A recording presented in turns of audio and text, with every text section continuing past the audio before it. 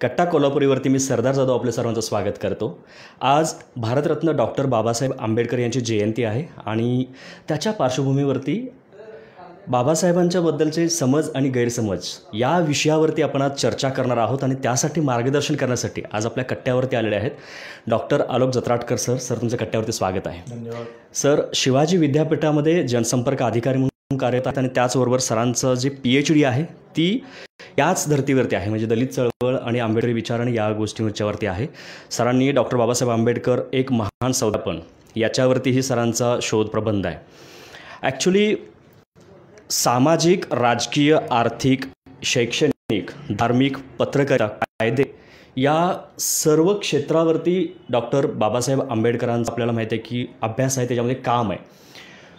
म्हणतात ना कर्तृत्व, ॲक्च्युली नेतृत्व आणि वक्तृत्व इतकं प्रगल्भ होतं त्यांचं। त्याचबरोबर स्त्री स्वातंत्र्य, शेतकरी, श्रमजीवी, दलित आदींसाठी भरीव कामगिरी बाबासाहेबांनी केलेली आहे। ह्या सगळ्या गोष्टी आपल्याला माहीत आहेत आणि आजच्या या जयंतीच्या निमित्तानं खूप ठिकाणी वेगवेगळ्या लोकांच्या मुलाखती किंवा भाषण किंवा वेगवेगळी ऑडिओजमधून आपल्याला या गोष्टी कळणारच आहेत। परंतु समज गैरसमज हा मुद्दा घेऊन आजची चर्चा करण्याचा एक वेगळा उद्देश आमचा असा आहे की इतिहास उकरत बसायचा नाही आहे किंवा पाठीमागे काय घडलं होतं, आंबेडकर नेहरूंचे संबंध कसे होते किंवा आंबेडकर गांधींचे संबंध कसे होते याच्यावरती आम्हाला लक्ष ठेवायचं नाही आहे, परंतु त्याचा वापर करून आज काही ठिकाणी उगाचच वेगळे विचार पेरले जातात, उगाचच वेगळे गैरसमजही समाजामध्ये आणले जातात, लोकांच्यामध्ये आणले जातात। लोकांना त्या योग्य आहे की अयोग्य आहे याची शहानिशा करण्यासाठी तितका वेळही नसतो, कारण आपल्या कामामध्ये सर्व बिझी असतात। परंतु त्यासाठी एक अभ्यासकाचं मत आपल्याला खरंच एक मार्गदर्शक ठरू शकतं। यासाठी सर जत्राटकर सरांना आम्ही आज कट्ट्यावरती बोलवलं आणि सर तुमचं खरंच आभार मानतो की तुम्ही वेळात वेळ करून आज हे मार्गदर्शन करण्यासाठी कट्ट्यावरती आलात। पहिला मुद्दा मी हाच घेईन, म्हणजे आज आपण जे घेतलेलं आहे की शाहू महाराज, छत्रपती शाहू महाराज असतील, सयाजीराव गायकवाड बडोद्याचे, यांचे आणि आंबेडकरांचे नाते, त्यांचा संबंध, त्याच्या वेळची त्यांची मदत, त्याचबरोबर गांधी आंबेडकर, गांधी नेहरू या गोष्टी तर आपण घेणारच आहोत चर्चेत। परंतु त्याच्या आधी मगाशी तुम्ही म्हटलात मुलाखतीच्या आधी की खूप वेळेला या लोकांच्या उगाचच वेगळ्या संबंधांच्यावरती काहीतरी वेगळी मांडणी करून त्याचा स्वतःच्या किंवा ठराविक संस्थांच्या फायद्यासाठी असा उपयोग करून घेतला जातो, तर हे नेमकं काय आहे? सरदारजी, सर्वप्रथम आपल्या कट्टा कोल्हापुरीच्या सर्व प्रेक्षकांना माझ्याकडून डॉक्टर बाबासाहेब आंबेडकर जयंतीच्या निमित्तानं मनपूर्वक शुभेच्छा, आपल्यालाही शुभेच्छा। आणि आज आपण डॉक्टर बाबासाहेब आंबेडकरांच्या विचारांचा आणि स्मृतींचा जागर करण्यासाठी आणि त्यांच्या संदर्भातील वेगळे पैलू जाणून घेण्यासाठी म्हणा, मी समज गैरसमज म्हणणार नाही, कारण बाबासाहेबांच्या संदर्भामध्ये गैरसमज असे नाही आहेत, काही प्रिज्युडायसेस आहेत, काही पूर्वग्रह आहेत आणि जातीभेदानं कलुषित असणारं मन आहे त्याच्यामागे, आणि त्यातून मग सगळ्या गोष्टी निर्माण झालेल्या आहेत। मुद्दा असा आहे की आपण जसं म्हणालो की बाबासाहेबांना भिडत असताना आपण कुठल्या अंगाने त्यांच्याकडे बघावं, आपण त्यांच्या वेगवेगळ्या पैलूंचा विचार केला, आपण त्यांची मांडणी केली। मला असं वाटतं की बाबासाहेबांना भेटत असताना किंवा बाबासाहेब असतील, गांधी असतील, नेहरू असतील, ही सगळी माणसं जी आहेत ना, एक लक्षात घ्या, हे मोठे नेते, महान नेते आहेतच आपले, पण ती माणसंही होती आणि ती मोठी माणसं होती। एक लक्षात घ्या, जेव्हा ही माणसं मोठी होतात, महापुरुष जेव्हा असतात ना, आणि आजकाल फॅशन अशी झाली की ह्या महापुरुषांच्या मध्ये विभाजन करायचं आहे, त्यांना वाटून घ्यायचं आणि त्यांच्यामध्ये झुंजी लावायच्या, त्यांच्याबद्दलचे पूर्वग्रह पेरायचे, त्यांच्याबद्दल समाजामध्ये अपसमज, गैरसमज निर्माण होतील अशा पद्धतीच्या पोस्ट क्रिएट करायच्या। आणि आता आपल्या हाताची माध्यम आहे, आपल्या हाताची अत्यंत गतिमान माध्यम आपल्या हातात आहे, त्याचा वापर आपण सकारात्मकतेने करायचा की नकारात्मकतेने हा त्या वापरणाऱ्या हातांचा प्रश्न असतो। मात्र त्याचा वापर करून, या नवीन तंत्रज्ञानाचा वापर आपल्या भल्यासाठी करायचा की एकमेकांच्या मनामध्ये संभ्रम निर्माण करण्यासाठी करायचा। आता आपण गांधी, नेहरू, आंबेडकर ह्या त्रयींचा जर विचार केला, आज घडीला चित्र काय आहे की गांधींना आपण गरजेपुरतं वापरतो, त्यांच्याबद्दलचे गैरसमज आहेतच या माणसामध्ये, गांधींबद्दलचे ते समज आहेतच, समज अपसमज की फाळणीला जबाबदार ते कसे होते या किंवा अशा प्रकारच्या अनेक गैरसमज गांधींच्याबद्दल आहेत। नेहरूंच्याकडं बघण्याचा दृष्टिकोन तर आता इतकं बुद्धिभेदी राजकारण आहे की त्यांनी काहीच केलं नाही आणि गेल्या 70 वर्षात काहीच झालं नाही। मग भारतामध्ये आज जे डिजिटल तंत्रज्ञान आलेलं आहे, ज्या लाटेवर स्वार होऊन आपण आज कुठंतरी सत्तेच्या एका सोपानापर्यंत पोहोचलेलं आहात, ते कुठून आलं? ही भारताची प्रगती कुठून आली? मधल्या काळातल्या कुणीच काही पायाभरणी केली नाही का? कुणीच काही कॉन्ट्रीब्युशन दिलं नाही का? मुळात या सगळ्या आपण एक लक्षात घेऊ की हा जो आपला भारत आहे, या आधुनिक भारताची जी पायाभरणी केली तीच मुळात या त्रयीनं केलेली आहे. गांधी, नेहरू, आंबेडकरांनी ह्या आधुनिक भारताची पायाभरणी केली. हे वास्तव आपण समजून घेतलं पाहिजे, हे मान्य केलं पाहिजे. एक लक्षात ठेवा, तुम्ही कळसाकडे जेव्हा नजर ठेवता तेव्हा त्याच्या पायाचं तुम्ही अस्तित्व जर नाकारलं तर कळसाला महत्त्व नाही, तो तिथं टिकणारच नाही. त्यामुळं त्या पायाचा दगड कोण आहे ना, त्याचं महत्त्व त्यानं कमी होत नाही, हे आपण लक्षात घेतलं पाहिजे. ह्या त्रयीनं जे कॉन्ट्रीब्युशन दिलेलं आहे, नेहरूंनी असेल, गांधींनी असेल, आंबेडकरांनी असेल, यांच्यामध्ये झुंजी लावून त्याची मजा घेणं आणि त्यांच्या अनुयायांमध्ये बुद्धिभेदी राजकारण करून काहीतरी वेगळ्या प्रकारे या देशाला विखंडित विभाजित करण्याचं एक षडयंत्र काय म्हणू त्याला कार्यरत होतंय की काय, अशा स्वरूपाचं एक चित्र निर्माण केलं जातं. मात्र मला या ठिकाणी आपल्याकडं सवय अशी आहे की आपण ना सरळपणे कुणाला भिडायला आपल्याला, म्हणजे मला तुमचं मोठेपण सांगायचं आहे तर तुम्ही मोठे आहात एवढ्यानं माझं समाधान होत नाही. मी तुमच्यासमोर कुणाला तरी उभं करायचं आणि तो किती खुजा आहे असं दाखवल्यानंतर मग तुमचा मोठा सिद्ध करायचा. खरं तर याची गरज अजिबातच नसते. मात्र हे सातत्यानं केलं जातं आणि या महापुरुषांच्या बाबतीत तर हा प्रयोग वारंवार होतो आणि आपल्याला त्याशिवाय त्या माणसाचं मोठेपणच लक्षात येत नाही. म्हणजे आंबेडकरांना मोठं दाखवायचं तर त्यांच्याच समोर मला गांधींना खुजा दाखवायची गरज का भासते? पण ते मी दाखवतो, मग तिथं मला आंबेडकर आणखी मोठे वाटायला लागतात. तो माझं समाधान होतं फक्त. बरोबर. प्रत्यक्षात तसं असेलच असं नाही. किंवा गांधींचं मोठेपण दाखवण्यासाठी मग आंबेडकरांना खुजं दाखवायचं आणि मग तिथे गांधींची प्रतिमा उजळवायची, किंवा गांधी नेहरूंचे मतभेद होताना तिथे नेहरूंना खुजेपणा द्यायचा आणि गांधी मग त्यांच्यापेक्षा किती महान होते हे दाखवायचं. हे जे कोंबड्यांच्या झुंजी लावण्याचा जो प्रकार आहे त्याप्रमाणे आपण महापुरुषांच्या झुंजी लावतो आणि मग त्यातली मजा घेतो. कारण हे मुद्दामून जाणून बसून ठराविक कोणीतरी करतं. हां, हे आता त्याच्या मागे कसं आहे की एक लक्षात घ्या, ते त्याच्या मागचे ब्रेन कुणी असतील, आपल्याला त्या गोष्टीत बिलकुल जायचंच नाही आहे. मला आज आपल्या या चर्चेतून फक्त हीच गोष्ट सांगायची आहे की या झुंजींच्या पलीकडे जाऊन या माणसांना आपण कधी समजून घेणार आहोत. बरोबर. ते समजून घेणं महत्त्वाचं आहे. मग लक्षात घ्या, मी जेव्हा सांगतो की गांधी हा माणूस असा, जेव्हा ते साऊथ आफ्रिकेतून आले भारतामध्ये, गांधींनी गोखलेंच्या सांगण्यावरून असेल किंवा कसंही, तर स्वामी विवेकानंदांच्या नंतर या भारत भ्रमण करून हा देश समजून घेणारा माणूस जर कोणी असेल तर ते म्हणजे गांधी होते. गांधीजींच्या नंतर मोतीलाल नेहरूंनी परदेशामध्ये शिकायला पाठवलेला त्यांचा तरुण मुलगा जवाहर जेव्हा भारतामध्ये आला तेव्हा तो अत्यंत मॉडर्निस्ट, पाश्चात्य विचारसरणीचा मोठा प्रभाव असणारा असा तो तरुण या देशामध्ये, आणि त्या सगळ्या मॉडर्निझमच्या संकल्पना स्वतःसोबत घेऊन आलेला होता. मग त्या माणसाला या भारताशी जोडण्याचं काम जर कोणी केलं ते गांधींनी केलं. आणि मग जेव्हा नेहरूंनी नुसतं गांधींच्या सांगण्यावर विश्वास नाही ठेवला, डिस्कवरी ऑफ इंडिया केली, डिस्कवरी भारताचा शोध घेतला. एक लक्षात घ्या, ह्या माझी लेगसी काय याचा शोध जेव्हा नेहरूंनी घेतला तेव्हा आपल्या मनातल्या संकल्पना आणि प्रत्यक्षातला भारत यांच्यामधली दरी त्यांच्या लक्षात आली, किंवा आपल्या लेगसीची, आपल्या सांस्कृतिक वारशाची जाणीव त्यांना झाली.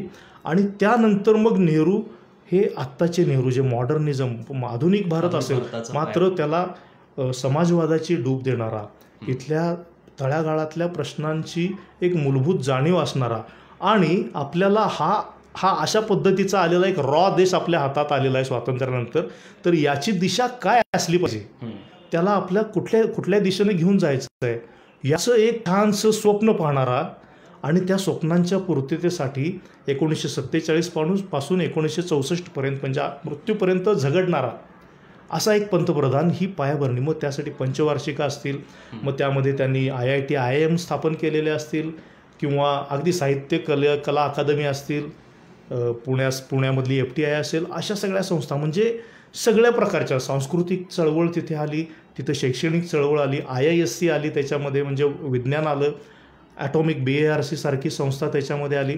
म्हणजे या भारताचं एक सर्वांगीण आधुनिकता प्रदान करण्याचं जे स्वप्न नेहरूंच्या मनात होतं ते त्यांनी प्रत्यक्षात आणण्यासाठी काम केलं. आणि या दोघांनाही त्याहूनही तळागाळातल्या भारताची जर जाणीव कोणी करून दिली असेल तर ती डॉक्टर बाबासाहेब आंबेडकरांनी. कारण परदेशामध्ये राहू नये, मुळात इथून जाताना इथल्या समाजव्यवस्थेचे, इथल्या जातीभेदाचे प्रचंड अशा प्रकारचे चटके त्यांनी सहन केलेले होते. अत्यंत संघर्ष, अवमानास्पद वागणूक या पिढ्यानपिढ्या त्यांच्या हजारो वर्ष पिचलेला ते चटके सोसले होते. आणि परदेशात जाऊन या सगळ्याकडं अत्यंत साकल्यानं संशोधकीय दृष्टीनं, म्हणजे समाजशास्त्र, मानववंशशास्त्र अशा अंगानं, अर्थशास्त्राच्या अंगानं अशा सर्वंकष बाजूनी या भारताच्या प्रश्नाकडं, जाती निर्मूलनाच्या प्रश्नाकडं त्यांनी पाहिलेलं होतं. आणि मग त्यांना बाबासाहेबांनी या दोघांना या खऱ्या भारताची ओळख करून दिली. एक लक्षात घेतलं पाहिजे की ह्यांना तुकड्यात तुकड्यात आपल्याला बघून चालणार नाही. हा मुद्दाच मी सर्वांना परत हे करून देईन की मुळात ही मुलाखत यासाठी आयोजित केलेली आहे की लोकांना, जसं तुम्ही सर सांगितलं की एक सवयी कोणीतरी लावून दिलेली असते की एखाद्याला समजा उंच दाखवायचं असेल किंवा त्याला करायचं असेल तर कोणाला तरी खुजा दाखवायला लागतो किंवा कोणाशी तरी आपण कम्पेअर करत बसतो. परंतु ही माणसं अशी आहेत, गांधी, नेहरू, आंबेडकरच नाही तर सगळेच, सुभाषचंद्र बोसपासून सगळीच माणसं अशी आहेत की देशाच्या जडणघडणीमध्ये सगळ्यात मोठा वाटा त्या लोकांचा आहे. आणि त्यांना कुणाशी कम्पेअर करून त्यांचा मोठेपणा दाखवायची गरज नाही, त्यांचा मोठेपणा त्यांच्याजवळ ऑलरेडी आहे. जसं आता सरांनीच थोडक्यात सांगितलं की नेहरू त्यांच्या ठिकाणी वेगळे होते कारण ते बाहेरून आले होते, परंतु असं नाही आहे की त्यांनाच डायरेक्ट आंबेडकरांसारखं त्या लहान लेवलला जायला पाहिजे. ते त्यांच्या ठिकाणी वेगळे होते परंतु ते देशासाठी त्या विचारानं काम करत होते. जसं सरांनी सांगितलं की IIT पासून खूप साऱ्या अशा गोष्टी, FTI पासून सगळ्या अशा त्यांनी कशा आणल्या. तर गांधी त्यांच्या ठिकाणी योग्य होते आणि त्यांनी ते कसं मांडलं. परंतु या सर्वांना एकत्र घेऊन सर्वांनी देश कसा बांधला हा एक मुद्दा सर त्याच्यात आपल्याला सहजपणे कळून आला असेल. म्हणजे एक डोक्यात आपला एक पूर्वग्रह दूषितपणा जो असतो, प्रिजुडाइजपणा, की हा माणूस या माणसापेक्षा या माणूस चांगला होता, तर इथं कम्पेअर करणं मुळात हे आपलं चुकीचं आहे. कारण ते खरंच महामानव होती, महान माणसं होती. आणि त्यांचा देश जो घडलेला आहे ना तो खरंच तो एक पाया फार मोठा. मला आणखी एक सांगायला आवडेल की या संघर्षामध्ये गांधी आंबेडकर संघर्ष हा एक लोकांच्या फार आवडीचा विषय आहे. म्हणजे असं वाटतं आणि ते आहेही. म्हणजे मी तुम्हाला सांगतो की ते प्रकरणच इंटरेस्टिंग आहे. कारण मी अभ्यासक म्हणून हे तुम्हाला निश्चितपणात सांगू शकतो की ती मतभेद होते, मात्र तरीही ते एकमेकांचं डिसरिस्पेक्ट करत अजिबात नाही. कारण मी सांगतो, बाबासाहेबांनी ॲनिहिलेशन ऑफ कास्ट ज्यावेळी 1935-36ला ते प्रकाशित केलं, तर त्याच्यावरतीची टीका गांधींनी त्यांच्या जर्नलमधून प्रकाशित केली, हरिजनमधून, आणि त्याला उत्तर बाबासाहेबांनी दिलं. तर दुसरी आवृत्ती काढताना बाबासाहेबांनी त्या ॲनिहिलेशन कास्टच्या आवृत्तीमध्ये गांधींनी त्याबद्दल काय म्हटलेलं आहे ते छापलं. त्यानंतर लाहोरच्या जातपात तोडक मंडळानं जी ते आयोजित केली होती, त्यांचं जे व्याख्यान आयोजित केलं होतं, मात्र ते झालंच नाही. तर त्या संतरामांची प्रतिक्रिया गांधींच्या प्रतिक्रियेवरती त्यांची प्रतिक्रिया, आणि या दोन्हीचा परामर्श घेणारं स्वतःचं परत एक निवेदन स्वतंत्र हे त्यामध्ये लिहिलं. आणि हा एक प्रकरण झालं. त्यानंतर आपण बघतो की पुणे कराराच्या बद्दल त्यावेळी तर बाबासाहेबांना त्यावेळी आणि सायमन कमिशन समोर जेव्हा बाबासाहेब साक्षी द्यायला गेले तेव्हा तर सगळ्यांनी त्यांना देशद्रोहीच ठरवलेलं होतं. कारण गांधींच्या आदेशापलीकडे वागणारा तो देशद्रोही अशा पद्धतीचं, आणि सायमनला गो बॅकची हाक दिलेली होती. मात्र बाबासाहेबांनी तसं केलं नाही.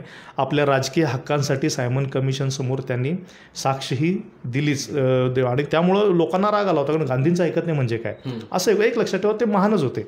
त्यामुळे लोकांच्या मधला गांधींचा ऑरा हा बाबासाहेबांपेक्षा हा निश्चितपणाने त्यावेळी मोठा होता. आणि त्यामुळं स्वातंत्र्य चळवळीत त्यांचं स्थान आहे की नाही अशा पद्धतीची चर्चा लोक करायला लागले. तो वेगळा भाग आहे. मला सांगायचं होतं ते हे की अशा पद्धतीनं ह्या गाठीभेटी होत्या. मात्र हे लक्षात घ्यायला पाहिजे की गांधींनी जेव्हा हरिजन वृत्तपत्र चालू करण्याचे ठरवलं तेव्हा पहिल्या अंकासाठी त्यांनी बाबासाहेबांना संदेश मागितला होता. तर तुम्हाला ऐकल्यावरती गंमत वाटेल की पहिल्या अंकामध्ये 3ऱ्या पानावरती हरिजनच्या बाबासाहेबांची प्रतिक्रिया आहे त्याच्यामध्ये, संदेश नाही. त्यामध्ये बाबासाहेबांनी फार इंटरेस्टिंगली म्हटलं आहे की म्हणजे बघा, आपण गेल्या शनिवारी भेटलो असता आपण मला हरिजनसाठी संदेश द्यायला सांगितला, मात्र जे तमाम हिंदू समाज आहे तो मला माझा संदेश कितपत गांभीर्यानं घेईल, कारण तो मला आपला मानतच नाही, तर तो माझा संदेश किती गांभीर्यानं घेईल अशी मला शंका वाटते. त्यामुळे मी संदेश काय देत नाही, पण एक स्टेटमेंट देतो. आणि स्टेटमेंट बाबासाहेबांनी असं दिलं की जोपर्यंत चातुर्वर्ण्य व्यवस्था उद्ध्वस्त होत नाही तोपर्यंत इथल्या बहिष्कृताचा प्रश्न सुटणार नाही, हे स्टेटमेंट बाबासाहेबांनी दिलं होतं. आणि मग त्याच्यावरती गांधींचं साधारणपणे एक कॉलमभराचा मजकूर गांधींनी त्या पत्रावरती, त्या स्टेटमेंटवरती लिहिलेला आहे. म्हणजे हे पहिल्या अंकामध्ये हरिजनचं झालं. आणखी एक इंटरेस्टिंग गोष्ट मी सांगतो, माझ्या रिसर्चचा आपण उल्लेख केला तर त्यामध्ये मी राष्ट्रवीरचा शामराव देसाई बेळगावचे, तर त्यांचा एक अंक माझ्या रिसर्चमध्ये होता. त्यामध्ये अगदी एवढीशी छोटी बातमी, अगदी म्हणजे मी आता गेले तेवढीच बातमी सिंगल कॉलमची, तर ती प्रकाशित झालेली होती. आणि त्यामध्ये असं होतं की सावंतवाडीची डेडलाईनची बातमी होती की आज डॉक्टर बाबासाहेब आंबेडकर यांचे सावंतवाडी गेस्ट हाऊसवरती आगमन झाले अमुक खटल्याच्या कामकाजासाठी. त्यावेळी संस्थानिक लोकांच्याकडे कज्जे चालायचे, तर त्या खटल्यासाठी बाबासाहेब आले होते. आणि येताना वाटेत त्यांनी पुणे येथे येरवड्याला जाऊन महात्मा गांधींची भेट घेतली. अशी ती 2 ते 3 वाक्यांची बातमी आहे. आता एक गमतीची गोष्ट लक्षात घ्या, आपल्याला पॉप्युलर ह्या दोघांच्या गाठीभेटी माहिती असतात, मात्र त्या पलीकडं आता आजही येरवड्याला जायचं म्हटलं तर ती किती आपल्याला वाटवाकडी करून जावं लागतं. आणि बाबासाहेब मुंबईवरून सावंतवाडीला येत असताना इतकी वाटवाकडी करून महात्मा गांधींना भेटतात आणि त्यांची विचारपूस करून मग ते पुढे सावंतवाडीला येतात. खरं तर कारण नव्हतं, कारण तशी काही बिलकुलच गरज नव्हती त्यांनाही. मात्र ते भेटले, त्याची विचारपूस केली. म्हणजे आपण काय लक्षात घ्यायला पाहिजे की तो काळाचा एक मोठा पटल आहे, तो आपण नजरेसमोर ठेवला पाहिजे आणि त्यावरती या लोकांचा पूर्ण तो कॅनव्हास नजरेसमोर आणून मग यांच्या कार्याकडे आपण बघायला पाहिजे. म्हणजे नुसतंच त्यांना एकमेकाचे शत्रू होते किंवा ते एकमेकाला पाण्यातच बघत होते असं नाही. एक लक्षात ठेवा, त्यांच्या आपापल्या भूमिका होत्या, त्यांना जिथं जिथं छेद जात होता तिथं तिथं त्यांचे मतभेद होते आणि सगळ्यात जास्त प्रमाणामध्ये ते त्याचा प्रतिवाद करण्याचा प्रयत्नही करत होते आणि त्यांनी तो केला. मात्र ती कटुता मनामध्ये ठेवली नाही, ते पर्सनली घेत नव्हते. त्यांना जे काम करायचं होतं, जेव्हा या देशाचं संविधान कोणी लिहायचं, कोणी निर्माण करायचं असा प्रश्न आला, तेव्हा युनॅनिमसली गांधीजींनी, पंडित नेहरूंनी बाबासाहेबांच्या व्यतिरिक्त त्या लायकीचा किंवा त्या तोडीचा माणूस या देशात किंवा जगाच्या पाठीवर कोणी नाही, उच्च शिक्षित असेल आणि ते परसेप्शन त्यांचं इतकं आकलन, सामाजिक आणि कायद्याचं आकलन इतकं प्रचंड प्रकांड पंडित अशा स्वरूपाचे ते होते. त्यामुळं तिथं पर्यायही नव्हता, नाही तो त्यांनी घेतला. तर हे आपण लक्षात घ्यायला पाहिजे. प्रकर्षानं आम्हाला हेच लोकांच्या समोर न्यायचं आहे की ज्या पद्धतीनं आपण प्रत्येक महामानवांच्याकडे बघतो आणि त्यांना आपलंसं करण्यासाठी फक्त प्रत्येक जणांचं एक ठरलेलं असतं, म्हणजे आपला नाही, कारण यांनी ह्याच्यासाठी हे केलं होतं. परंतु त्यांच्या लेवलला ती महान माणसं त्यामुळं होती की ती एकमेकांच्याबद्दल कधीही राग द्वेष असा मनात ठेवायचे नाहीत. मतभेद असणं साहजिक आहे, थोडे विचारांचे मतभेद असणं, परंतु एकमेकांच्याबद्दल जवळीक तर तेवढीच मनानं असायचे. त्याचमुळं तर ते देशासाठी इतकं सगळं काम मोठं करू शकलेत. मगाशी नेहरूंचा एक मुद्दा निघाला आणि आजच्या आंबेडकर जयंतीनिमित्त जयराम रमेश यांनी जे ट्विट केलेलं आहे, म्हणजे त्याच्यावरून नेहरूंचा, जसं सरांनी आता उल्लेख केला, नेहरूंचा आंबेडकरांच्या बद्दलचा किती मोठा प्रगल्भ दृष्टिकोन होता, चांगला मोठा दृष्टिकोन होता, हे तर सहज त्याच्यावरून दिसून येईल की 30 जुलै 1947ला नेहरूंनी वल्लभभाई पटेलांना जे पत्र लिहिलं होतं, त्या पत्रामध्ये, म्हणजे आज जयराम रमेशने ट्विट केले, ते पत्रच ट्विट केले, ज्यामध्ये नेहरूंचा आंबेडकरांच्या बद्दलचा आदर आणि ते कॅबिनेटमध्ये असायला पाहिजे यासाठीचा जो आग्रह आहे हा दिसून येतो. याचा अर्थ असा आहे की आपण कितीही पाठीमागे जरी म्हणत असलो की या लोकांचं अशा गोष्टींच्यामुळे हे यांच्याबद्दल असे राजकारण करत होते, तर असं काही नव्हतं, इतकंही नव्हतं. याच मुद्द्यांच्यावरती आपली चर्चा असणार आहे. सर, मुळात आज या गोष्टींच्यावरती चर्चा तर होणारच आहे, परंतु आज आपण आहोत कोल्हापूरमध्ये, आमच्या कट्टा कोल्हापुरीवरती. छत्रपती शाहू महाराजांनी आंबेडकरांना जी मदत केलेली आहे म्हणा, किंवा त्यांच्या दोघांचे जे संबंध होते, माणगाव परिषदेपासून असतील किंवा त्यांच्या बाहेर शिक्षणासाठी जाण्यासाठी असतील, ते तर ऑफकोर्स जगजाहीर आहेत. आणि बडोद्याचे सयाजीराव गायकवाड, महाराज सयाजीराव गायकवाड यांचे काही किस्से आणि या आठवणींच्यापासूनच आपण या पुढच्या मुलाखतीच्याकडे वळूया. अगदी, कारण तुम्हाला सांगतो, राजर्षी शाहू महाराज असतील, महाराजा सयाजीराव गायकवाड असतील, या दोघांचं बाबासाहेबांच्या जडणघडणीमध्ये अतिशय महत्त्वाचं आणि मोलाचं योगदान आहे, हे मान्यच करायला हवं आहे. कारण सयाजीरावांच्यामुळं बाबासाहेबांच्या पदवीच्या कालखंडातलं शिक्षण होऊ शकलं आणि ते परदेशामध्ये सुद्धा सयाजीरावांच्यामुळंच जाऊ शकले. त्यांना भरीव अशा प्रकारची शिष्यवृत्ती देण्याचं काम सयाजीरावांनी केलं.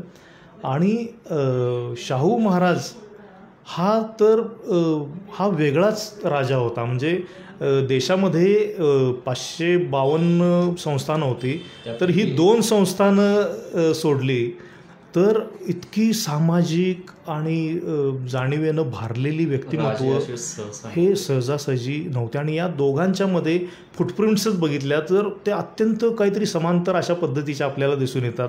दोघांच्यामध्ये इतकं साम्य आहे त्यांच्या कार्यामध्ये, एकमेकावरती प्रभाव असण्याची शक्यता तर आहेच, मात्र त्या व्यतिरिक्त त्यांनी स्वतंत्र असं स्वतःचं एक अस्तित्व तयार केलेलं होतं. स्वतःचा एक, ज्याला काय म्हणू, सामाजिक भान इतकं तीव्र होतं या दोघांचं.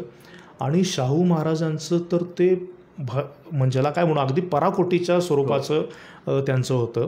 आणि जेव्हा मग महाराजांना समजलं की बाबा कोणीतरी एक महार समाजातला मुलगा परदेशी जाऊन उच्च शिक्षण घेऊन आला आहे, तर त्यांचं असं म्हणजे अगदी कोल्हापुरी रांगडेपण आणि ते जे होतं ना, ते महाराजांच्यामध्ये ओतप्रोत भरलेलं होतं. ते उठून डायरेक्ट कुठला महाराज भेटायला जाईल सांगा, कुठला तरी म्हणजे तेव्हा अतिशूद्र समाजातला एक कोणीतरी झाला तर त्याला बोलवून आणणारे किंवा असंच एखादा राजा सांगितलं, पण हे उठले आणि गेले भेटायला. मुळात ते हे खरं राजेपण. मी जे म्हणतो ना की त्या एक बाबा ह्या समाजातला मुलगा शिकला याचा किती आनंद. म्हणजे बहुजन समाजातली मुलं शिकावीत, ती शिकतायत ह्या आनंदात तर त्यांनी इथं हॉस्टेलची चळवळ काय उभी केली, प्रचंड मदत केली. भाऊरावांना, PC पाटलांना त्यांनी राजवाड्यावर आणून ठेवलं. जो आनंद आहे हां, तर त्यांना मग त्या दोघांनी म्हणजे शाहू महाराज यांना बाबासाहेबांना भेटले, त्यांना बोलवलं इकडे, त्यांचा कोल्हापुरी फेटा बांधून सन्मान केला, त्यांचा गौरव केला. आणि मग आपल्याला माहितीच आहे की माणगाव परिषद आणि मेमध्ये झालेली नागपूर परिषद, माणगावची परिषद शाहू महाराजांच्या प्रेरणेनंच झाली. त्याचे अध्यक्षस्थान त्यांनी बाबासाहेबांना दिलं. म्हणजे खरं तर ती फार मोठी गोष्ट होती. त्यांच्याकडं या सगळ्या चळवळीचं नेतृत्व आणि या सगळ्या बहिष्कृत समाजाची जी जाती निर्मूलनाची चळवळ आहे याचं नेतृत्व बाबासाहेब करतील आणि त्यांनी करावं अशा पद्धतीनं त्यांना तिथं प्रोजेक्ट करण्याचं काम हे जर कोणी केलं असेल तर ते शाहू महाराजांनी केलं. त्यामुळं हा एक भाग आपल्याला लक्षात घ्यावा लागेल. आणि या दोघांचा स्नेहबंध हा तर इतका वेगळा आणि अवर्णनीय स्वरूपाचा आहे. म्हणजे तुम्हाला सांगतो की महाराजांनी पहिल्या टप्प्यात बाबासाहेबांना जी काही पत्र लिहिली तर त्याच्यामध्ये लोकमान्य बाबासाहेब अशी त्यांनी पदवी दिलेली आहे. म्हणजे त्यावेळी बघा, लोकमान्य 1920च्या कालखंडात एकच होते. तर त्या व्यतिरिक्त ही लोकमान्यता मिळवण्याची प्रज्ञा असणारा माणूस म्हणून ते बाबासाहेबांकडे बघत होते. त्या संबोधनातून ते लक्षात येतं. अत्यंत द्रष्टा राजा होता, त्याबद्दल अजिबात हेच नाही. आणि नंतर झालं असं की एकतर मग मूक नायकासाठी 2,500 रुपयांची थैली देणं ही आणखी एक मोठी गोष्ट होती की बाबा तुम्ही जर इतका छान वृत्तपत्राचा उपक्रम करताय ते चालू करण्यासाठी महाराजांनी त्यांना 2,500 रुपयांची थैली देणं हा एक वेगळाच पैलू होता. त्यानंतर झालं असं की महाराजांच्या भगिनी आजारी पडल्या आणि त्यामुळं मेची जी अखिल भारतीय बहिष्कृतांची परिषद होणार होती नागपूरला, तर त्यावेळी महाराज जातील की नाही अशा पद्धतीची एक साशंकता निर्माण झाली होती. मग तेव्हा बाबासाहेबांनी महाराजांना पत्र लिहिलं की आपल्या भगिनी आजारी आहेत, हे तर ही चिंतेचीच गोष्ट आहे, मात्र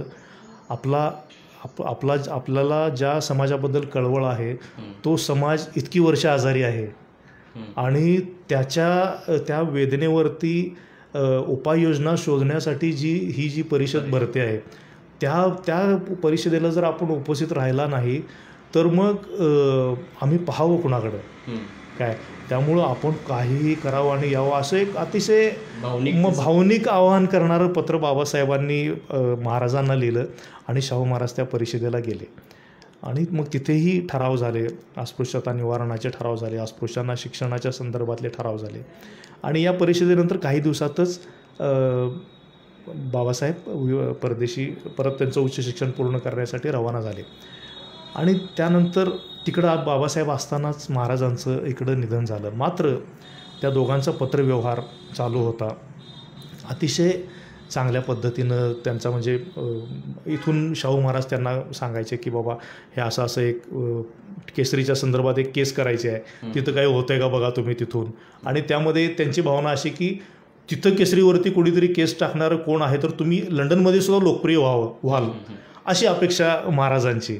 तर त्या अनुषंगानं ते त्यांना सांगतायत. तिथले काही त्यांचे स्नेही होते तर त्यांना भेटण्यासाठी पत्र देत आहेत.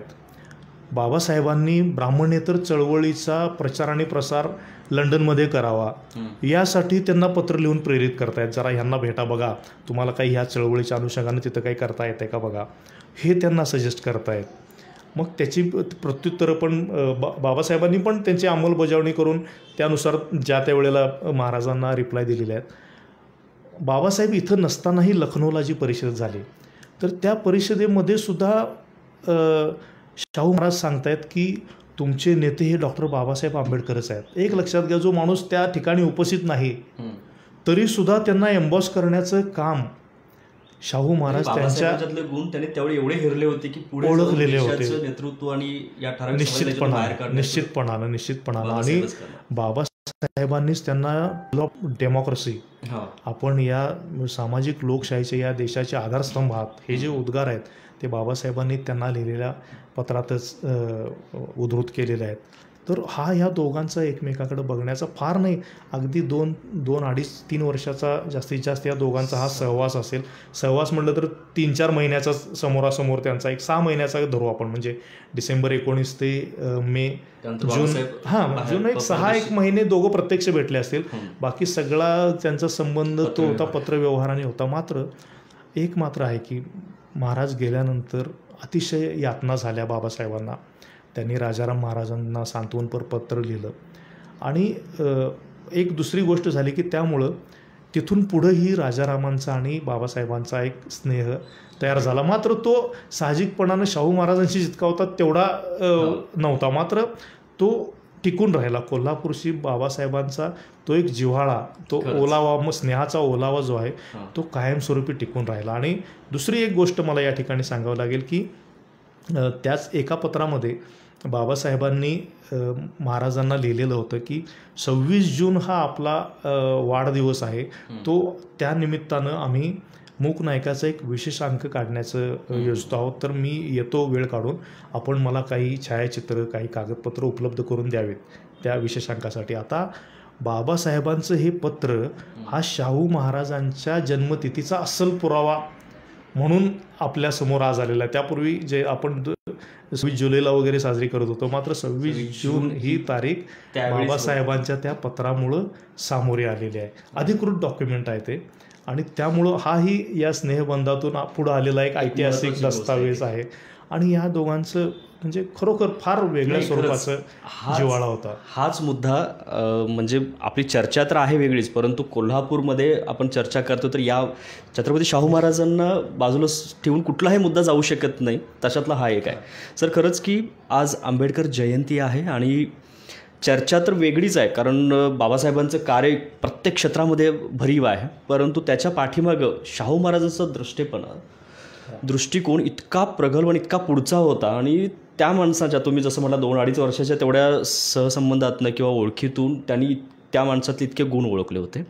आणि काय असतील शाहू महाराज, म्हणजे खरंच आपल्या सर्वांना त्याच्यातूनच एक कळून येईल.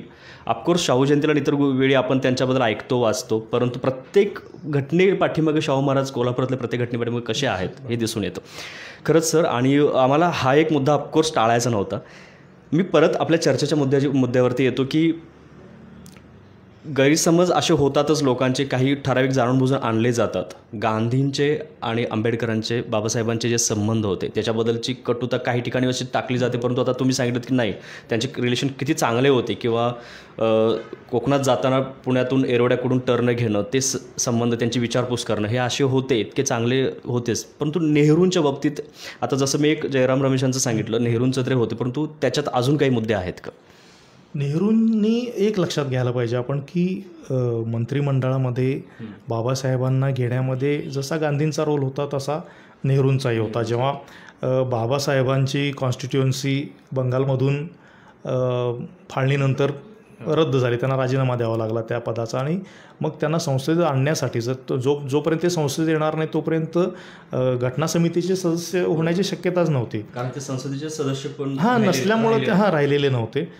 त्यानंतर मग बॅरिस्टर जयकरांच्या कॉन्स्टिट्युएन्सीमधून बाबासाहेबांना निवडून संसदेमध्ये घेतल्यानंतर तिथून घेतल्यानंतर बाबासाहेब विधिमंडळात गेल्यानंतर सगळ्यात महत्त्वाची गोष्ट आपण लक्षात घ्यायला पाहिजे की तोपर्यंत एकूण सगळ्या सभागृहाचाही बाबासाहेबांकडं पाहण्याचा जो दृष्टिकोन होता हा फक्त दलितांचे नेते अशाच स्वरूपाचा होता. मात्र बाबासाहेबांनी तिथं जे भाषण केलं त्या पहिल्याच भाषणामध्ये बाबासाहेबांनी ते सभागृह जिंकून घेतलं. त्यांनी सांगितलं की ह्या देशामध्ये आपण प्रत्येकजण वेगवेगळ्या समूहाचे नेते म्हणून आलेलो आहोत, मात्र जेव्हा या देशाच्या एकतेचा आणि एकात्मतेचा प्रश्न उद्भवेल तेव्हा आपण आपले सगळे गटतट विसरून या देशासाठी एक दिलानं एकजुटीने उभे राहू.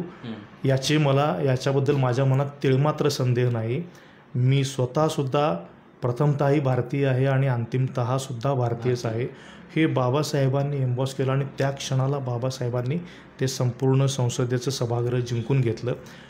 प्रचंड टाळ्यांचा वर्षाव झाला, बाबासाहेबांच्यावरती अभिनंदनाचा वर्षाव झाला. सांगण्याचा मुद्दा असा की त्यावेळीसुद्धा त्यांच्याकडे पाहण्याचा जो दृष्टिकोन होता तो आजही काही बदललेला नाही आहे. शंकराचार्यांनी त्या काळात एक प्रतिक्रिया दिली, मी ही मुद्दा कोट करतो. ते काय म्हणतात की भारताला मिळालेली घटना ही अत्युत्कृष्टच आहे, फक्त त्यात एकच वाईट आहे की ती अस्पृश्यानं लिहिलेली आहे. शंकराचार्यांकडून दुसऱ्या कुठल्या प्रतिक्रियेची अपेक्षा नाही आहे. आणि मला आज या ठिकाणी हे सांगायचं आहे की आजही बाबासाहेबांकडं किंवा राज्यघटनेकडं बघण्याचा दृष्टिकोन जो आहे तो त्याच पद्धतीचा आहे. तुम्ही त्या पलीकडे जाऊन बघा, अरे जगानं स्वीकारलं त्या माणसाला. कोलंबिया विद्यापीठ म्हणतं आमचं सगळ्यात सर्वश्रेष्ठ विद्यार्थी हा आहे. लंडन स्कूल ऑफ इकॉनॉमिक्स म्हणतं की हा मानवतेसाठी झगडणारा योद्धा वीर आहे. असं असताना जगभरातल्या देशांनी त्यांच्यावरती मानद पदव्यांचा वर्षाव केलेला आहे. असं असताना आपण या जातीच्या परिप्रेक्ष्यातून बाहेर पडून बाबासाहेबांचं मोठेपण मान्य करणार की नाही? किती काळ आपण बाबासाहेबांना त्यांच्या जातीच्या चौकटीतच ठेवणार आणि त्यातून बाहेर? लक्षात ठेवा, आपण ठेवल्यानं फरक पडत नाही. त्यामागे बाबासाहेबांना काहीच कमीपणा येत नाही. तो कमीपणा असतो आपल्या मनाचा असतो. तुमच्या स्वीकारात तुम्ही कद्रूपणा दाखवता, त्याला ते काय करतील? ही लोकं मोठीच होती, लक्षात घ्या. बाबासाहेब असतील, नेहरू असतील, गांधी असतील, त्यांना तुमच्या पोचपावतीची बिलकुलच गरज नाही. त्यांनी प्रचंड काम केलेलं आहे. गांधींच्या साहित्याचे 90 खंड प्रकाशित आहेत. पंडित नेहरूंचे 50 खंड प्रकाशित झालेले आहेत. बाबासाहेबांचे आत्तापर्यंत 22 खंड प्रकाशित झालेत. अद्याप अनेक खंड प्रकाशनाच्या मार्गावर येत आहेत. असं असताना इतकं त्यांनी लिटररी काम केलेलं आहे, इतकं सोशल काम केलेलं आहे. या सगळ्या पार्श्वभूमीवरती समाज मान्यतेची आज त्यांना गरज नाही. मात्र प्रॉब्लेम काय आहे की जोपर्यंत तुम्ही त्या पलीकडे जाऊन बघणार नाही, त्यांच्याकडे बघणार नाही. आणि वाईट गोष्ट काय होते आहे की मनुस्मृतीचे समर्थक आज म्हणतात की मनुस्मृतीचं राज्य आणा. ही किती घातक गोष्ट आहे. खरं तर तुम्हाला सांगतो, महाडमध्ये जो दिवस मनुस्मृती दहनाचा होता तो खऱ्या अर्थानं स्त्रीमुक्ती दिवस आहे. त्या क्षणाला या भारतातल्या स्त्रियांच्या मुक्तीचा हुंकार पहिल्यांदा भरला गेला मनुस्मृतीमुळे. त्यामुळं तो स्त्रीमुक्तीचा दिन आहे, तो आपल्या पददलितांच्या मुक्तीचा दिवस आहे. असं असताना आपण मात्र त्यांच्याकडं ह्याच पूर्वग्रहातून बघणार. आजही आपण त्यांच्याकडे जातीच्या चष्म्यातूनच बघणार. हा चष्मा तुम्ही कधी काढणार? मुद्दा काय आहे, मी तुम्हाला सांगतो, बाबासाहेबांच्या बद्दलचा जो प्रेज्युडाईस आहे तो हाच आहे. तो प्रेज्युडाईस नाही आहे, हा पूर्वग्रह आहे. तुमच्या डोळ्यावरती तुम्ही ती चष्मे, त्या कातड्याची चामडी तुम्ही ओढलेली आहे, तुम्हाला ते बघायचं नाही. ते तुम्ही बघणार कधी? खरंच एक मला त्यातल्या समाधानाची बाब ही वाटते की आजची तुमच्यासारखी मुलं, अशी अनेक मुलं आहेत जी बाबासाहेबांना नव्यानं भेटतायत. ती नेहरूंना वाचतायत, ती गांधींना नव्यानं भेटतायत. म्हणून तर आज मुन्नाभाई सारखा चित्रपटातून गांधीचं नव्यानं प्रोजेक्शन करण्याचा प्रयत्न होतो. रणजित सारखा ताज्या दमात अजून 30च्या उंबरठ्यावरचा पोरगा, तो आज त्याचा कबाली असेल, काला असेल, त्यातून आंबेडकरवादाला भिडतो, त्याची मांडणी करतो, कमर्शियल चौकटीमध्ये मांडणी करतो. किती आक्रमकता आहे त्याच्यामध्ये.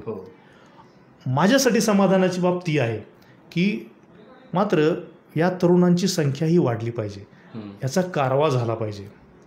बाबासाहेबांना मी पाहतो ते त्यांनी ज्या पद्धतीचं ज्ञानाची कवाड आपल्यासाठी उघडली. मग ते म्हणायचे की मला फक्त माझ्या ग्रंथालयात मला संशोधन करू द्या, बस, मला बाकी काही नको, मला त्यामध्येच आनंद आहे. मात्र त्या पलीकडे त्यांनी काम केलं. तर या गोष्टी आहेत ना, ह्या आपण कधी स्वीकारणार? आपण त्यांच्याकडे बघण्याचा दृष्टिकोन कधी बदलणार? माझं दुखणं आहे ते हे आहे, माझं शल्य आहे ते हे आहे. मी मुळात याच मुद्द्यावरती आता परत बोलेन की मुलाखतीची थीम आपण सोडलेलं नाही, हे एक सगळ्यात महत्त्वाचं. आणि मी आजची परत थीमचं सांगेन की बाबासाहेबांच्याबद्दल समज गैरसमज. कालचंच एक मी उदाहरण सांगेन की बाबासाहेबांच्याकडे बघण्याचा दृष्टिकोन एक महान मानव म्हणून प्रत्येकाचा आहे आणि तो असायला पाहिजे. बाबासाहेबांच्याकडेच नाही, सगळे आपले स्वातंत्र्यासाठी किंवा पूर्वी जे होऊन गेलेले आहेत सगळे तेवढे महान होते म्हणून तर त्यांची नावं इथपर्यंत आहेत. परंतु काल किंवा परवा काही घटना घडल्या, आता प्रत्येकाच्या सोबत घडत असतील, की त्यांच्याकडे बघण्याचा दृष्टिकोन सरांनी जसा आता उल्लेख केला की एका ठराविक साच्यात नसतो, म्हणजे जातीयतेच्या साच्यात नसेल, ते दलित आहे ते याच साच्यातनं राहतो ना, त्यामुळे ते कमी लेखलं जातं ते त्या ठिकाणी. आणि अशी 2-3 घटना घडल्या की तुम्ही का बाबासाहेबांना मानत नाही असं लोकांना विचारलं तर नाही, समाज बघितला का कसला मानणार आहे त्यांना. तुम्ही त्या समाजाकडं अशा दृष्टीनं बघत असताय, म्हणजे तुमचाच ऑलरेडी दृष्टिकोन असा आहे की तुम्हाला मग माणूस कसा ओळखणार. म्हणजे प्रत्येकानं सरांनी जसं सांगितलं तसं की आपल्या डोळ्यावरतीचे आपण ठराविक चष्मे घातलेले आहेत ना, ते काढायला पाहिजेत. आपण त्याच चष्म्यातनं बघितलं तर ऑफकोर्स ती माणसं आपल्याला तेवढी समजणार नाही, ती पचनीही पडणार नाहीत. तर त्यासाठी पहिल्यांदा आपण याच जोखडातून सर्वांनी बाहेर आलो तर ही महान माणसं कशी महान होती हे खरंच समजून येईल. मग आपण कम्पेअर करत बसणार नाही, मग आपण त्याची तुलना करत बसणार. आणि सर, हा फार मोठा मुद्दा आहे. आणि अजून एक मुद्दा मी घेणार होतो प्रश्न, परंतु त्यातनंच तुमचं उत्तर येऊन गेलं की खूप जण म्हणतात की मग स्वातंत्र्यामध्ये योगदान काय. परंतु मगाशी तुम्ही संसदेतलं विधिमंडळातल्या भाषणातला उल्लेख केलात की पहिल्यांदा मी भारतीय आहे आणि शेवटी पण मी भारतीय आहे, आणि लोकांच्यासाठी काम करणं म्हणजे ही एक फार मोठी देशभक्ती आहे. देशासाठी मरणं तितकंच मोठं आहे, परंतु लोकांसाठी जीवनाची आहुती देणं हे बाबासाहेबांनी केलं. आणि त्यांचं ते देशप्रेम ओतप्रोत फक्त ब्रिटिशांना विरोध करत बसणं एवढंच नाही, तर लोकांसाठी काम करणं यालाही त्यांनी प्राधान्य दिलं. आणि हे फार महत्त्वाचं आहे सर. आणि हा एक प्रश्न त्यातनं कव्हर झाला. मी आता राज्यघटना लिहिलेली आहे, या गोष्टींच्याबद्दल आपल्याला माहीत आहे, परंतु बाबासाहेबांची काय म्हणतात ते की प्रासंगिकता, त्या काळात त्यांचे ते दृष्टिकोन होते, म्हणजे स्वातंत्र्याबद्दलचे असतील किंवा लोकशाहीबद्दलचे असतील, आणि लोकांनी त्या स्वातंत्र्याचा आणि लोकशाहीचा कसा वापर करावा याबद्दलचे असतील, तर ते आजही कसे लागू आहेत. आणि आजही त्यांना जे अपेक्षित विचार होते ते समाज कसा असायला पाहिजे आणि लोकांनी काय त्याच्यामध्ये कसा पुढाकार घ्यायला पाहिजे याबद्दल. आपण ज्या गोष्टीचा उल्लेख केला की स्वातंत्र्यामधलं कॉन्ट्रीब्युशन काय आहे, आपण आजही स्वातंत्र्य चळवळ म्हटलं की फक्त राजकीय चळवळीच्या अंगानं पाहतो किंवा आपला इतिहास आपल्याला त्याच अंगाने शिकवला जातो. हा शिकवण्याचा मुद्दा आहे. मात्र या देशामध्ये जोपर्यंत सामाजिक लोकशाहीचीही तिच्या बरोबरीनं प्रस्थापना होत नाही तोपर्यंत त्या मिळालेल्या राजकीय स्वातंत्र्याला काडी मात्र अर्थ असणार नाही. याची जाणीव असणारा जर कोणी नेता या देशात झाला असेल तर ते म्हणजे बाबासाहेब होते. आणि त्या सामाजिक लोकशाहीच्या प्रस्थापनेबरोबरच राजकीय समतेच्या हक्कांसाठी लढणारा माणूस जर कोणी असेल तर तेही बाबासाहेबच होते.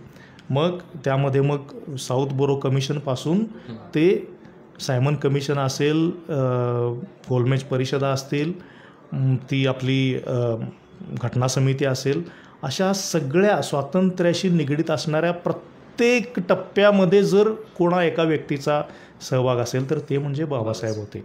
मग हे कॉन्ट्रीब्युशन तुम्ही लक्षात घेणार आहात की नाही? हे स्वातंत्र्यासाठीचं योगदान नाही आहे.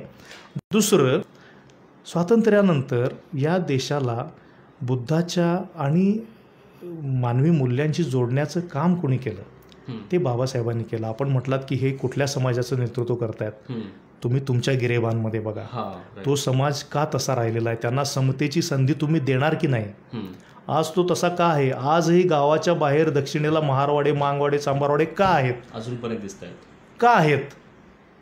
हे समतेसाठी बाबासाहेब आग्रह होते. स्त्री पुरुष समानता, व्यापक लोकशिक्षण, आंतरजातीय विवाह, संसाधनांचं फेरवाटप, ह्या सगळ्या गोष्टी बाबासाहेबांनी सांगितल्या. हे केल्याशिवाय तुम्हाला जाती निर्मूलन शक्य होणार नाही. त्या जातीतून तुम्ही बाहेर पडणार की नाही? समाजाकडे बघण्याचा कलुषित दृष्टिकोन तुमचा आहे, त्यांना संधी द्या.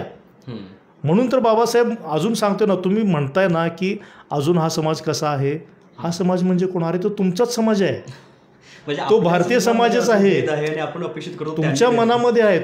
तुम्ही त्यांना समानतेची संधी देणार की नाही? तुमच्या बरोबरीने शिक्षणाची संधी त्यांना मिळणार की नाही? तुमच्या बरोबरीने त्याला रोजगाराच्या संधी मिळणार की नाही? तुमच्या बरोबरीने त्यांना विकसित होण्याची संधी मिळणार की नाही? मुद्दा हा डेव्हलपमेंट म्हणजे काय आहे? औद्योगिकरण, व्यावसायीकरण वाढवलं आणि तुम्ही तिथे कामगार म्हणून रुजू झाला म्हणजे डेव्हलपमेंट नाही आहे. डेव्हलपमेंट ही सर्वंकष असायला पाहिजे आणि त्याच्यामध्ये या प्रत्येक घटकाचं सहभाग, त्याचं योगदान हे अभिप्रेत आहे. त्या संधींचं विकसन तुम्ही कधी करणार? बाबासाहेब, गांधी, नेहरूंचा आग्रह काय आहे? त्यांचा रिलेव्हन्स काय आहे? लक्षात घ्या. बाबासाहेब आजही कुठला विषय नवीन मुद्दा निघाला, नदीजोड प्रकल्प असू दे, कामगारांचे प्रश्न असू देत, महिलांचे प्रश्न असू देत, कुठलाही प्रश्न असू दे, शेतकऱ्यांचे प्रश्न असू देत, प्रत्येक प्रश्नामध्ये बाबासाहेब काय म्हणतात हे पहिल्यांदा त्याची चाचपणी केली जाते. आणि ते बघून अगदी परवाचा डिमॉनिटायझेशनचा प्रश्न असेल, तिथंसुद्धा RBIच्या संदर्भात बाबासाहेबांनी काय म्हटलेलं, त्या RBIची घटनाही बाबासाहेबांच्या पुस्तकावरून निर्माण झालेली आहे. हे सगळ्या जगाला जगजाहीर माहीत झालं. काय म्हणतात बाबासाहेब, त्यांचा रिलेव्हन्स हा शोधला जातो. हे लोक नुसते त्या काळात नाही आहे. आज एक मी छानपैकी फेसबुकला मला वाटतं राजरत्न आंबेडकरांनी त्यांचा एक फोटो शेअर केला. तर त्या फोटोच्या खाली बाबासाहेब आंबेडकर 1891 ते फॉरेवर, आणि हे फॉरेवर जे आहे ना, हे गांधी, नेहरू, आंबेडकर आणि या देशासाठी ज्यांनी रक्त, घाम आटवलेला आहे, आयुष्य दिलं, त्या सगळ्यांसाठी लागू आहे. जोपर्यंत हा देश असेल, ह्या देशामध्ये समता प्रस्थापित होत नाही, यातल्या शेवटच्या घटकाला तुमच्या बरोबरीची समानतेची संधी लाभत नाही, तोपर्यंत हे लोक रिलेव्हंटच राहणार आहेत. त्यांचं अस्तित्व तोपर्यंत आपल्यासोबत असणारच आहे. प्रासंगिकता मला ह्या दृष्टिकोनातून अपेक्षित आहे की सर, त्या काळात त्यांनी ऑफकोर्स आजचा समाजव्यवस्था अशी विस्कळू शकते आणि त्याच्यासाठी काय असायला पाहिजे लोकांची विचारधारणा किंवा विचारसरणी, याबद्दल त्यांनी मांडणी. आणि खरंच तुम्ही ते त्यातनं सांगितलं थोडक्यात, जसं आता सांगितलं की कुठलाही म्हणजे शेतकरी कायदे असतील, बँकिंगचे असतील किंवा कुठल्याही गोष्टीसाठी आंबेडकर काय म्हणत होते याचा संदर्भ घेतला जातो. फार मोठी गोष्ट आहे. म्हणजे आपल्यासाठी सहज जाता जाता आपण ऐकतो, परंतु त्या माणसाचं योगदान, मगाशी मी मुलाखतीच्या सुरुवातीलाच उल्लेख केला होता, प्रत्येक क्षेत्र म्हणजे सामाजिक, राजकीय, आर्थिक, शैक्षणिक, धार्मिक, पत्रकारिता, कायदे, प्रत्येक क्षेत्रामध्ये योगदान फार मोठं आहे. अभ्यासही तितकाच मोठा आहे. आणि त्यांची प्रासंगिकता म्हणजे काय की आजच्या काळात त्यावेळची विचार आणि त्यांचा दृष्टिकोन आधुनिक भारताच्या घडणीमधला तो आजही लागू आहे. गैरसमज आणि समज यावरती तर आज जत्राटकर सरांनी खूप मोठमोठे मुद्दे आणि फार वेगळे मुद्देही सांगितलेले आहेत. जसं की आपल्या मनात कुठंतरी आपल्या कमी वाचनामुळे असेल किंवा कुणीतरी आपल्यावरती बिंबवलेलं असेल. जसं सुरुवातीला तुम्ही सर उल्लेख केलात की हातात मिळाला मीडिया, ज्याला सहसा आपण नॉन एडिटोरियल म्हणजे ज्याला संपादकच नाही असा मीडिया आहे, जो कुणीही काही टाकतं ते आपल्यासमोर येतं आणि त्याच्यातनं आपण ते खरं मानून जातो. परंतु ते कुणाला तरी आणायचं आहे. मुळात ही माणसं, सर्वच माणसं फार महान होतीत, म्हणून ती महान मानवं होतीत. ते एकमेकांच्याबद्दल इतके कधी कलुषित नसायचे जितके आपण आज आहोत. आणि सगळ्यात महत्त्वाचं सरांनी जो आता एक संदेश दिला, आपण मुळात या समाजाकडे बघताना किंवा या लोकांकडे बघताना त्या ठराविक जोखडातून बाहेरून बघायला पाहिजे, मग ती खरंच आपल्याला कळतील. आपण त्या जोखडात राहून बघितलं तर आपल्याला खरंच हे या जातीची, ही या धर्माची, ही या समाजाची असंच दिसत राहील. आणि ऑफकोर्स तो आपला दोष आहे, त्या लोकांचा नाही आहे. सर खरंच खूप वेगळा मुद्दा आज या आजच्या जयंतीच्या निमित्तानं आम्हाला लोकांच्यापर्यंत पोहोचवायचा होता आणि तो पोहोचवू शकलो, कारण तुमचे एक वेगळे मुद्दे आम्हाला खरंच कालच्या डिस्कशनमधून तुम्ही सांगितलं होतं की या मुद्द्यावरती आपण जाऊ. फार चांगल्या पद्धतीने गेलो. पुन्हा एकदा मी कट्टा कोल्हापूरकडून तुमचे आभार मानतो. आणि एक शेवटचा संदेश म्हणून थोडक्यात आज आंबेडकर जयंतीनिमित्त, म्हणजे काल मी एक वाक्य वाचलं होतं की आंबेडकर जयंती नाचून नाही तर वाचून साजरी करावी, अशा प्रकारे खूप सारे चांगले संदेश जात आहेत. तर अशा प्रकारचा एखादा संदेश असं येणार नाही, पण फक्त एकच गोष्ट सांगेन की आपण एक देश आहोत, एक राष्ट्र आहोत. या सगळ्या महामानवांनी खूप खस्ता खाल्लेत हा देश उभा करायला. मुळात जो देशच नव्हता 70 वर्षापूर्वी त्याला इतिहास भूगोल प्रदान करण्याचं काम बाबासाहेब आंबेडकरांनी केलेलं आहे. तर आपण त्यांच्या लिगसीची जाणीव ठेवूया आणि महापुरुषांच्या ज्या वाटण्या करतो आहोत ना आपण, त्या करूया नको. ती सगळे आपले माणसं आहेत, आपण त्यांच्या आहोत, आपण त्यांचे अनुयायी आहोत याचं एक भान राखू आणि त्यांना वाचूया, त्यांना समजून घेऊया.